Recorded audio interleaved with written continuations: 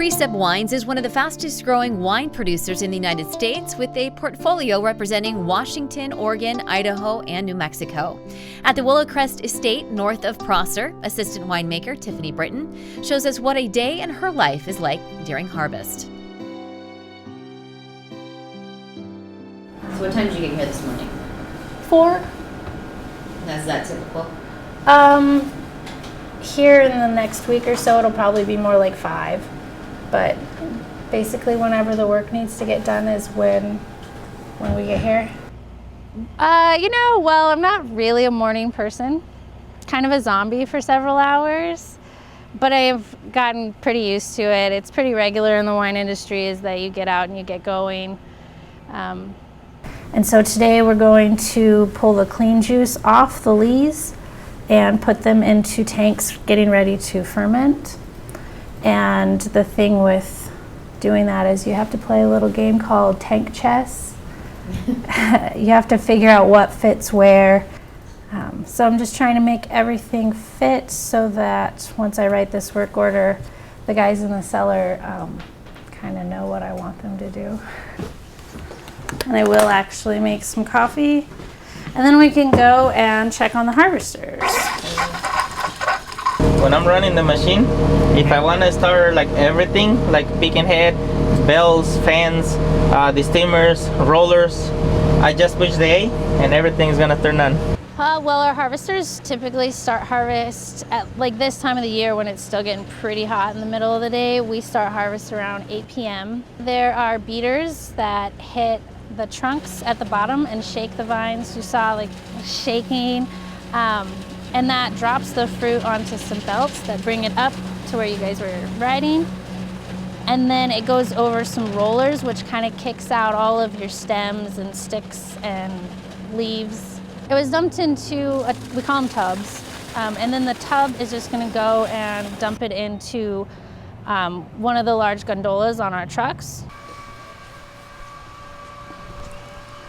Ooh la la. This is the best part of harvest right here. Early in the morning doesn't bother me that much anymore, and you get to see the sunrise, and that's pretty fantastic almost every day. We are setting the truck so that we can dump into our receiving hopper, and then we're gonna shoot it right into one of these presses behind me and press it to a tank. When the fruit comes in, I wanna smell it. It should smell nice and fruity. That's really all we're looking for. Occasionally, we will look for like discoloration or extra stuff that comes in, but with the harvesters we use, we really don't have a lot of mog or materials other than grapes. It smells good to me. And that's what you're looking for, right? Good smell. Yes. Good, clean, fruity smells.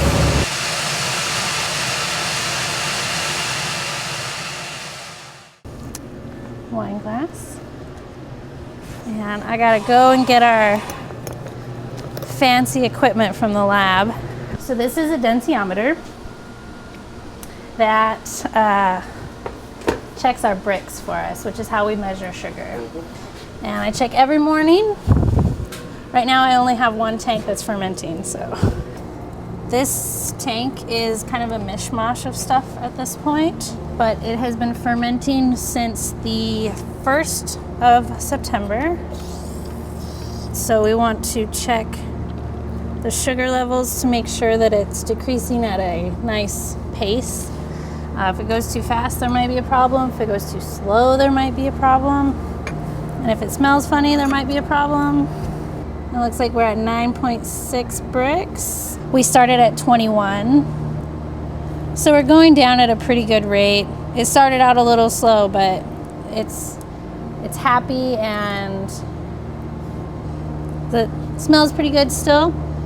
It's not putting off any flavors or aromas. When do you think this will be ready? Let's see.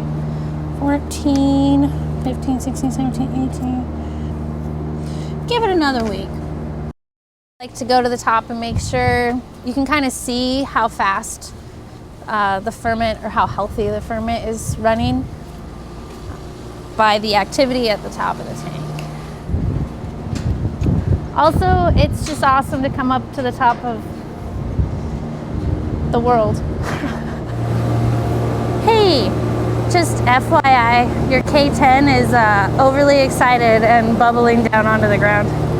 Okay, it's not too bad. All right, bye.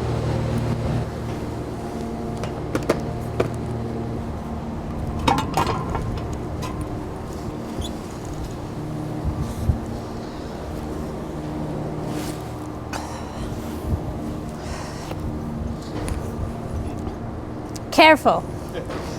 This is my 10th year in the wine industry, and I don't know if I will ever stop doing that, sticking my nose in the CO2 really bad. I don't know if I could pick a favorite time of day, and every day is so different throughout the year, so most days are pretty awesome all the way through. Right now I'm about to go get some maturity samples. A lot of what I'm going to look at today is look at some of the reds that we're going to bring in for rosés, because some reds and some whites for still wine should be coming in pretty soon. We pull about 20 clusters per block and we mush them up and we run analysis on, we run pH, TA, and Brix on every block, and that kind of gives us an idea of when we want to bring them in and when we want to hold off a little bit. So he is going to run a pH, a TA, and a Brix on each one of the samples that we pulled earlier. What we do, he's going to give me his results, and then I'm going to email them out to all the winemakers and viticulturists that are involved in making picking decisions. And then we enter them into a program that the whole company can see that keeps a backlog for several years. So you can start to see patterns from certain blocks, or maybe like certain patterns that develop certain varieties, certain weather patterns. So this is the pH meter. We definitely want below 4 and above 3. With whites, we want it to be a little bit closer to 3, like 3.2. For reds, it can be a little bit higher. Once it ferments, the pH is going to raise just a touch. So what's this process here? This is titration. He starts this base solution out with, what, 8.2 pH? Yeah, I would say 8.23. And once he adds the wine, what he's trying to do is bring it back to 8.2, and then he's going to read how much sodium hydroxide brought him to that point, and that'll give him his final. Well, there's some math involved. That's pretty close to what we're going to want. It's a little low on the TA side, but it's only going to get lower as time goes on.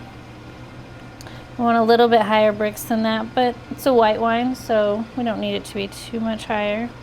The rest of these numbers are pretty low, even for rosés, so they'll be several weeks.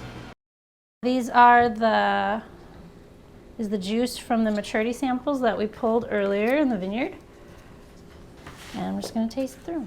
This is Cinsault. The Brix on this one was pretty low, so all of these definitely need more time, but doing good. What I'm tasting in this is something maybe like a light fleshed plum, but just really barely there. It's like a really super delicate flavor. Basically, your ability to, when you taste and like you find these flavors in wine, is just you use the words when they pop in your head, and it kind of just over time you eventually make that connection every time you taste it or every time you smell it. Oh, rhubarb.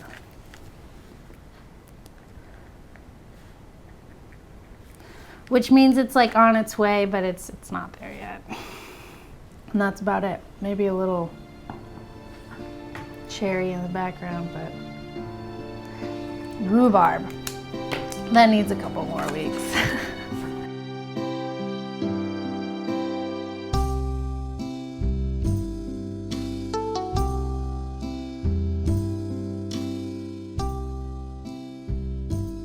Dinn Cellars in Sunnyside is a boutique winery with a unique charm. Owner and winemaker Dinn tells us why he fell in love with the Yakima Valley and loves interacting with customers. You guys brand new here to Sunnyside. I want to go back and talk about your background first. Okay. Where'd you start? Well, I started out down in California of all places. I'm from Texas originally, but started my wine career in California and worked in the Napa Valley for a few years. But in 1996, I had the chance to come up here to work in Washington at Dinn Cellars, and I came up to be the white winemaker there. And then in 2007, I became the head winemaker there. And in 2013, I realized it was about time I wanted to go out on my own and start my own winery, do things exactly the way I wanted to on a smaller scale, more boutique winery. So that's what I did. In 2013, I started Dinn Cellars, and I focus on vineyard designated wines from the Yakima Valley. Well, I want to talk more about your building. Okay. And kind of the history behind it. So what was this building initially? So this is a really cool old building. It's the Sunnyside Water Department, City Water Department. It was built in 1930, and it's kind of in a industrial deco type style. For many years it was boarded up and just used for storage. I used to drive by it every day on the way to work and think, oh, that's a cute little building, but you know, people love it. I had a mechanic who worked on my crush equipment. He came this summer. He goes up and down the West Coast fixing everybody, you know, tuning up everybody's equipment. And he walked around here and said, this is, you know, I go into pretty much every winery on the West Coast, and this is one of the coolest buildings I've ever been in. So it's a lot of fun, and people come in here, they love hanging out, they love the history, the old crane in the ceiling, you know, the old fire doors that we have. And it's just a fun place to hang out. And it's actually, in the summer, it's actually really nice and cool in here. So when it's hot and sunny outside, you can come in and it's kind of a nice, cool place to hang out and taste some really nice wines. So right now, as we just talked about, you just opened up. You do a lot of the work yourself. Yes, all of it. How is that day in and day out? I mean, obviously it depends on the time of year. Well, you know, it's the hardest part is changing your hat when you're back in the back, you know, covered with wine and a little sticky and dirty, and coming in here and putting the tasting room hat on and hanging out and visiting. But it's a lot of fun to me. The best part of this is I get to interact with my customers and consumers. So we go through the vineyards, we taste the wines, talk about how they're made. I have my iPad, and I show them Google Earth about where the vineyards are and what's special about them and why I've chosen them. So they get a real fun experience here, and generally it's not very crowded, and we can spend time and talk about the wines, which is, I think that's what people really want to do when they come out and taste wine. They want to learn more. I get this. Sometimes I think I'm getting too geeky talking about the wines, but generally the feedback I get is like, wow, we really learned a lot about Washington, about the Yakima Valley, about winemaking. And so I think that's what people are looking for when they come out to the wine region. They're looking to learn. Right. And that's what I like doing. Why Sunnyside? Well, so Sunnyside, when we first moved to the Yakima Valley, we moved to Sunnyside, and I worked in Prosser. But I came to find that Sunnyside is just the perfect location in terms of it's right in the very middle of the Yakima Valley. It's easy to get to all the vineyards from here. It's easy access on and off the freeway. It's just a great little town, and it's actually one of the birthplaces of Washington wine. Some of the earliest planted vineyards in the state are just 2 miles from here on Snipes Mountain. Sunnyside is a up and coming place to come visit in the Yakima Valley. We've got 2 wineries and 2 tasting rooms here, and we have 1 brewery and another coming in May, which will be really exciting. So it is one of the birthplaces of Washington wine, and I think it's a wonderful place to come visit. So I recommend when you're out and about tasting wine, come to Sunnyside. We'd love to see you.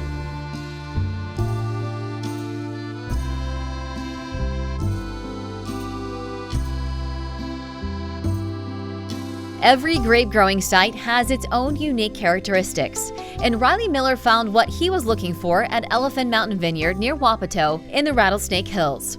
After years of working in the wine industry, he started his own label, Sonder Wines.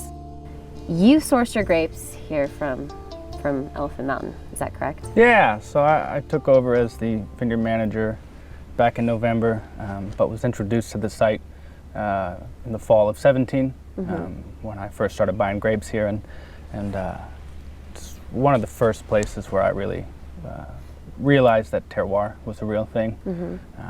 It's a beautiful site. This time of year it's not as beautiful, but 1,400 feet, and it looks out across the whole valley, and so when the opportunity to move here full time popped up, I kind of had to jump on it. So Yeah. now I get to oversee all the grape growing for my own grapes, so it's kind of a win-win. Right.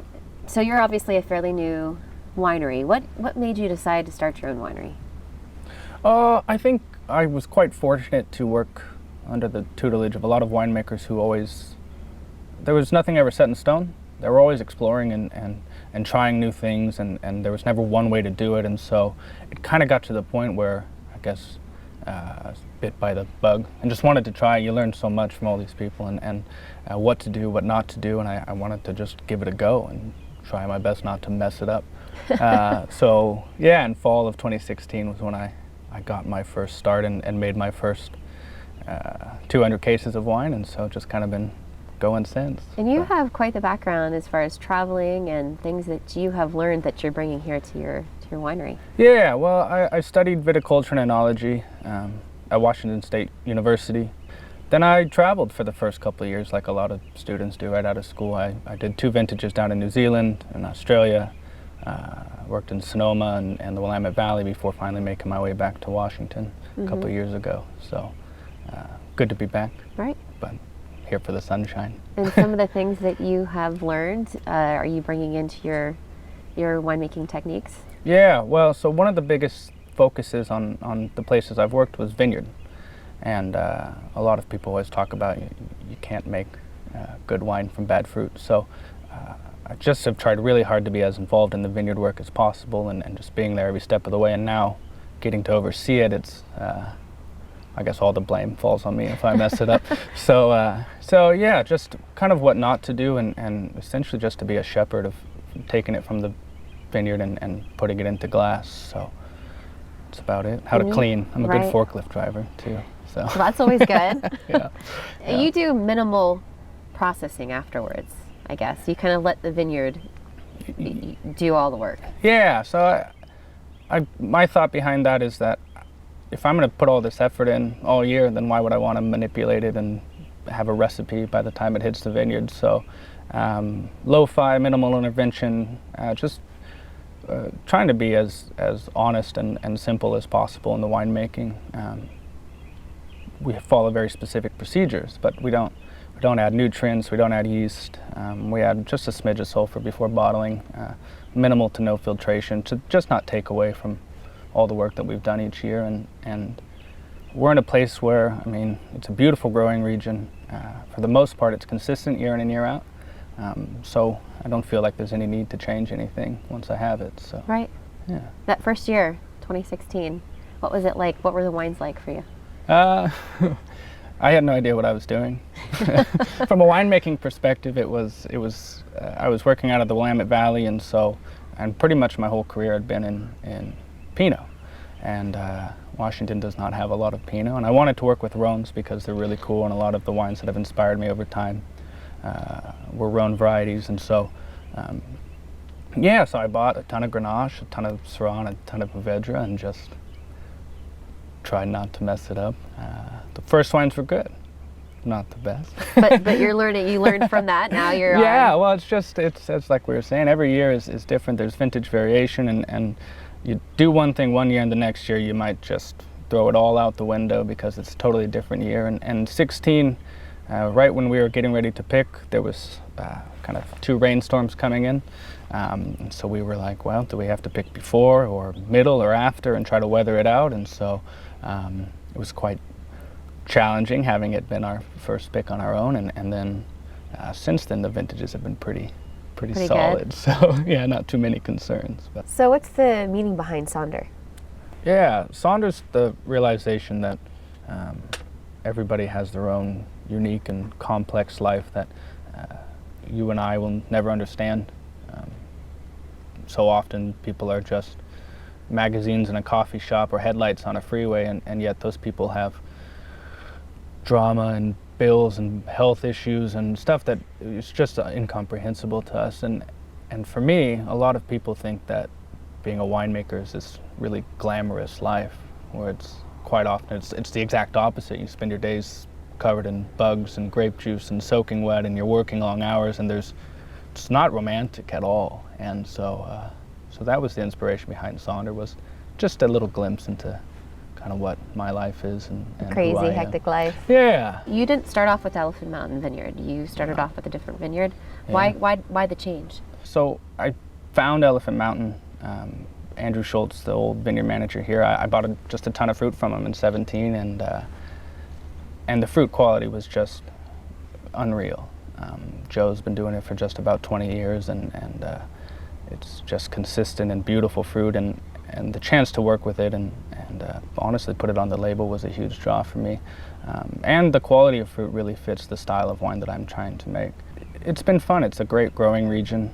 The state in general, there's so much variation, and I found that just Elephant Mountain and Upper Yakima Valley in general just really suits what we're going for. And this is a little bit higher up in elevation, so do you think the flavor profile is going to be a little bit different from compared to maybe the 2016? Yeah, so the cool thing about this site is that we receive about 3,500 growing degree days a year, which is quite warm, but we have a 30-day longer growing season, and that's because of the elevation.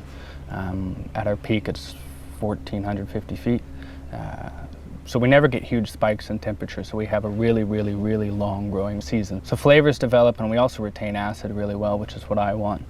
And we're also sitting above the floodplain, so this is all prehistoric soils. It's kind of its own little climate tucked away in the hills.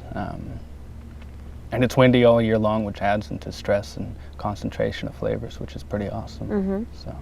So for you, working, it's kind of, you're doing this by yourself. Mm-hmm.